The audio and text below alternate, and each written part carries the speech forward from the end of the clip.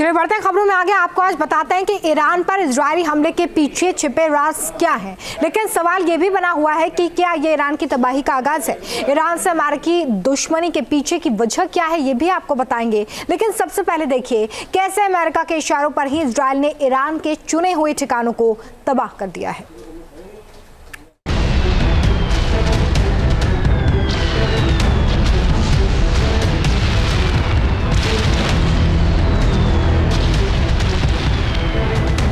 Tehran में घमासान, pentagon में बना प्लान।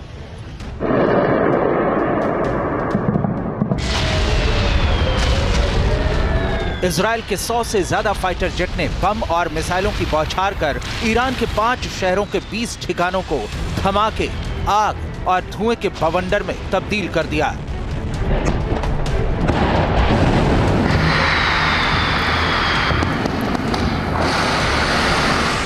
इजरायल के एक पर एक 3 फेज के बारूदी प्रहारों ने ईरान में हाहाकार मचा दिया।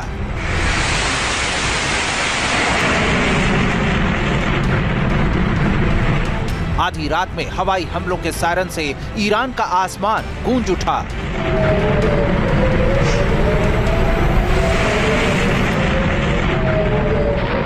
इजरायल ने ईरान के खिलाफ अपने इस अभियान को ऑपरेशन डेज ऑफ रिपेटेंस यानी पश्चाताप के दिन नाम दिया।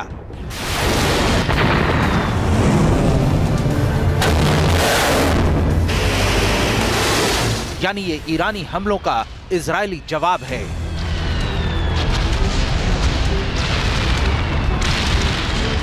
पीएम नेतन्याहू खुद वॉर रूम में ईरान पर हमले की मॉनिटरिंग कर रहे थे।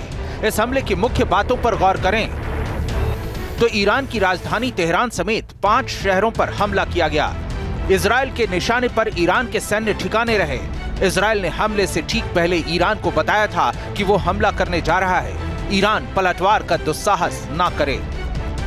I can now confirm that we have concluded the Israeli response to Iran's attack against Israel. We conducted targeted and precise strikes on military targets in Iran, thwarting immediate threats to the state of Israel. यहाँ गौर करने वाली बात यह है कि हर वक्त जंग के लिए तैयार रहने वाले इजरायल ने अपना इतना बड़ा बदला पूरा करने में आखिर 25 दिन क्यों लगा दिए। इस बीच कई बार ये बातें सामने आई कि इजरायल ईरान के परमाणु ठिकानों और उसके तेल स्टोरेज को बर्बाद करने जा रहा है, लेकिन ऐसा कुछ नहीं हुआ, क्योंकि सवाल उठ रहे हैं कि नेतन्याहू का ईरान पर पंच यूएस ने तय किया स्ट्राइक का मंच। यानी ईरान पर हुए इजरायली हमले की पूरी प्लानिंग, यानी कब और किन ठिकानों पर हमला किया जाएगा, ये सब कुछ क्या अमेरिका में इसकी प्लानिंग की गई थी? इस सवाल का जवाब समझने के लिए कुछ आधार बिल्कुल साफ हैं। इजरायल ने ईरान पर हमले के बाद कहा कि उसने पहले ही अमेरिका को इसकी जानकारी दे दी थी। हमले के बाद इजरायल जोर देकर कहता रहा कि उसने ईरान के परमाणु ठिकानों या ऑयल फैसिलिटी को टारगेट नहीं किया है, बल्कि सिर्फ सैन्य ठिकानों पर हमले किए हैं। यही बात अमेरिका बार बार दोहराता रहा है, जबकि इजरायल की जंगी महत्वाकांक्षा अपने दुश्मनों को पूरी तरह तोड़ देना था। लेकिन यूएस चुनाव से पहले अमेरिका मिडिल ईस्ट में किसी बड़े टकराव में उलझना नहीं चाहता था।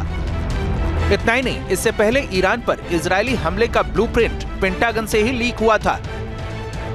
इजराइल और अमेरिका दोनों की ये महत्वाकांक्षा रही है कि किसी भी कीमत पे मिडिल ईस्ट में कोई दूसरा कंट्री न्यूक्लियर कंट्री ना बन जाए, यानी कि ईरान के न्यूक्लियर प्रोग्राम को किसी भी तरह से वो फलीभूत होते हुए देखना नहीं चाहते। लेकिन इजराइल ने अपनी इस महत्वाकांक्षा को त्यागते हुए ईरान के केवल मिलिट्री इंस्टॉलेशंस के ऊपर हमला किया, सिर्फ इसलिए कि अमेरिका में होने वाले प्रेसिडेंशियल इलेक्शन जो 5 नवंबर को होने हैं वो इससे प्रभावित ना हो।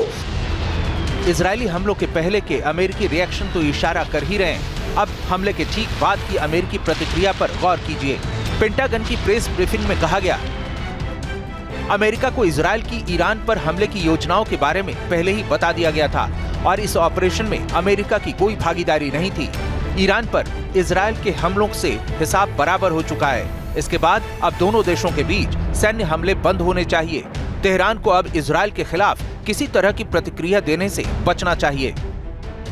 अमेरिका का प्लान ये है कि 5 नवंबर को उसके इलेक्शंस होने वाले हैं और अगर इलेक्शन से पहले इजराइल ने ईरान के तेल के कुओं को ऊपर अटैक कर दिया तो हो सकता है कि ईरान अपना पर्शियन गल्फ और स्ट्रेट ऑफ हॉर्मुज को बंद कर दे, जिसकी वजह से पूरी दुनिया में तेल के दाम बढ़ जाए, जो अमेरिका नहीं चाहता।